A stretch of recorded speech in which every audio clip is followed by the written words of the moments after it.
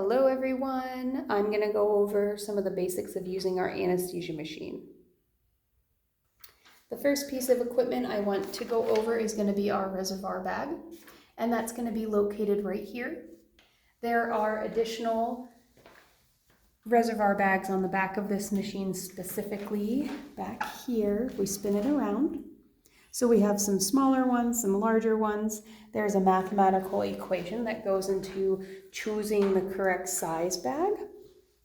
And that mathematical equation is going to be 6 times the tidal volume of your patient. So what that looks like is 60 to 90 mils per kilogram, and then always round up. Now, if you're on the cusp or on the fence of sizes, just keep an eye on the bag. For instance, if the bag inflates too much, we may need to go up in size. If the bag isn't inflating enough and is flat, we may need to move down in size. The next piece of equipment I want to go over is going to be our anesthetic circuit. So the one we have attached here is this blue tubing. This specifically is the adult dog tubing, or adult patient. And what that means is we're going to want to use this on patients that are 9 kgs and over.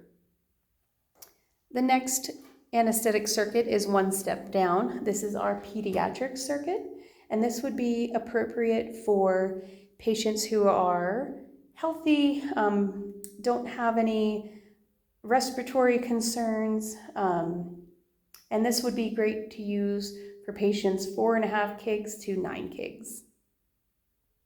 An important thing to remember with these two circuits is that the patient will be rebreathing some of the gas that they exhale. The last piece of the anesthetic circuit, or last anesthetic circuit I want to go over, is going to be our Bain system, or non-rebreather. So this is going to be really awesome for our geriatric pets, our patients who are smaller, our teacup dogs, any animal that's under 4.5 kilograms. This would be very appropriate. One thing I would love for everyone just to keep an eye out for is, regardless of which anesthetic circuit you choose, if the patient is older and is unable to successfully breathe air through one of these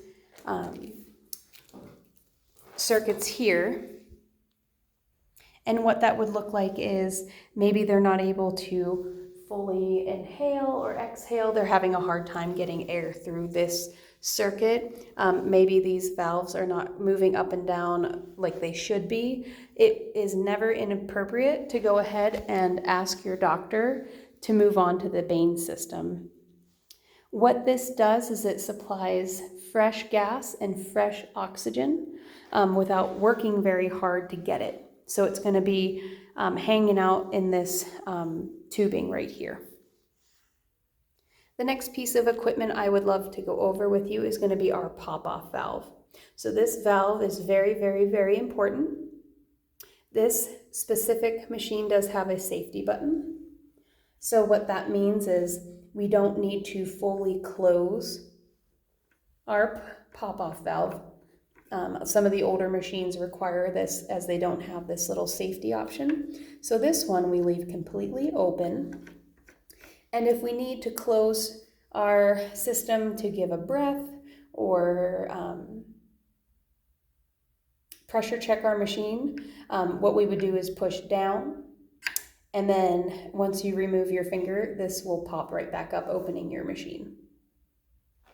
If at any point you have to manually close your machine to give a breath, to pressure check, do yourself a favor. Do not remove your hand from here until you have opened this pop-off valve back up.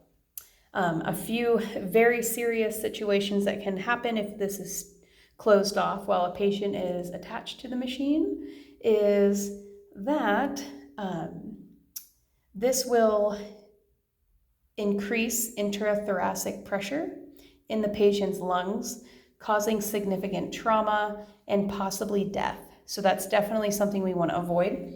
And this is going to be very, very, very important. I can't stress that enough, that we make sure that this stays open.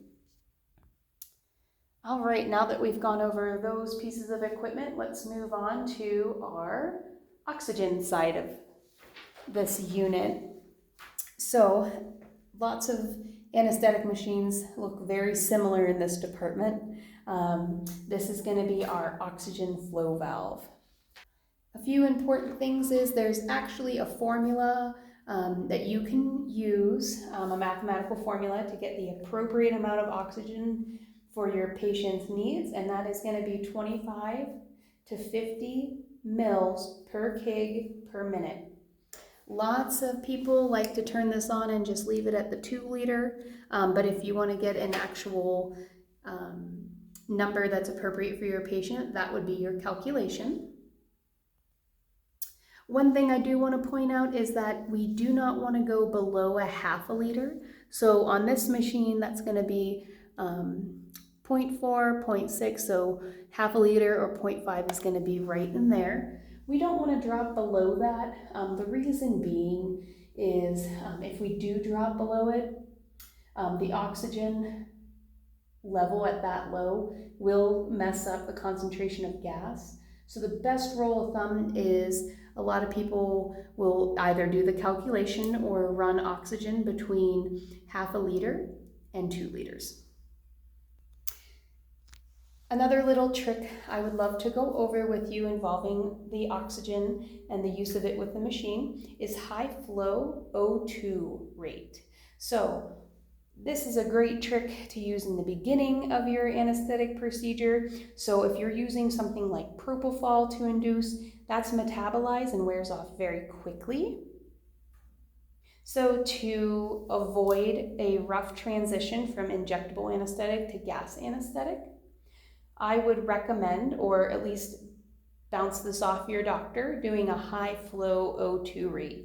And what that means is that is a formula that is 200 to 300 mils per kg per minute. And that would just be in the beginning stages of anesthesia when you're transferring your patient into the surgery suite from the prep area, just to help reduce the chances of having a rough transition between those two situations. So that high flow oxygen, again, you always want to base that off of your veterinarian, can be used about 5 to 10 minutes, sometimes longer if needed, but we always want to make sure we head back and that we reduce that oxygen again, back to that 25 to 50 mils per kg per minute. Another portion I would like to point out is going to be this O2 flush valve. So what this does is it flushes or floods the system with just oxygen. It bypasses the vaporizer, and the patient will not get any anesthetic gas, only use this option if the patient absolutely needs a high rate of oxygen, say it's in an emergency situation. A good rule of thumb is never, never, never, never, never use this option with a Bain system or a non-rebreather. Using the oxygen flush valve here with a non-rebreather will increase the pressure too quickly, and significant trauma could be caused or death of your patient. Moving on to our vaporizer portion of our machine. This is where the liquid anesthetic turns into gas anesthesia. And here we use isoflurane. A couple things you want to make sure you do before using your machine or hooking up a patient is to make sure that it is filled appropriately. And you can see that in this. I purposely did not fill this so that you could see this is our minimum line, our maximum line, and then you can see in the middle here where that liquid is. That is the amount of liquid anesthesia that is in there currently. Before we anesthetize any patient, we want to make sure that that's filled a little more full than that. I would fill it up to that line or just below it, never above it. We don't want to overfill our machine. This vaporizer specifically is called a precision vaporizer. And what that means is that we can pull down on this little lever, We can turn, and that will turn our vaporizer on, and we can actually set it to a specific amount. Last but not least, I would love to go over our CO2 system. This uses a white grainy product called soda lime. And the point of this is that when air an animal exhales, passes through, it's absorbed, the CO2 is absorbed by these little pellets in here called soda lime. And it's very important that we change the soda lime granules out every 8 hours of use. These white granules will turn a purple color or a blue color, but if you're not paying attention, they will turn back to white. So not a great idea to trust the color system, but make sure that it's being changed out every 8 hours of use. All right, everyone, that is a little basic use on our anesthetic machine.